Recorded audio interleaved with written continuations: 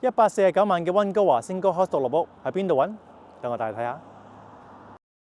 我哋嘅新上盤4985 Elgin Street 係位於溫哥華嘅中心地理位置，坐落於寧靜嘅內街，環境相當之唔錯。呢間屋嘅土地面積係典型嘅33闊，室內面積2021尺。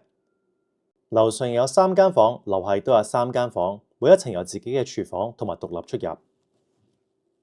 主人房係有喺溫哥華比較少見嘅大面積室內空間，擺一張 king size 嘅床完全冇問題。嚟到客廳，大家會見到比較寬敞嘅面積。如果人多又或者大啲嘅家私，擺放都唔使擔心。入廚房之前，右手邊會見到有一個飯廳。入到嚟廚房其實係一個非常之大嘅空間。如果大家係考慮翻新嘅話，呢度會好多好大嘅 potential。同一層如果去到屋嘅後端，大家會見到一個非常之大嘅新 deck。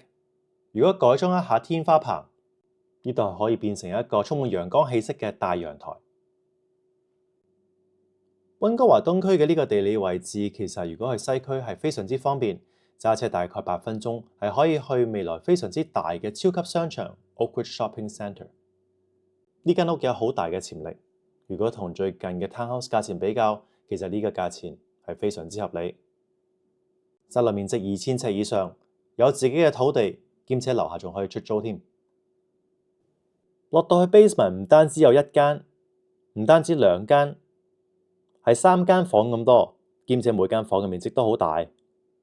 後邊有自己嘅後巷可以獨立出入。而呢條街上面最近都好多全新起好嘅屋。環境嚟講都開始越嚟越 update。如果大家有興趣翻新又或者重建嘅話，隨時嚟揾我哋，地址係4985 Elgin Street Vancouver。我係 Eric Ho，大家一齊喺 Open House 見啦。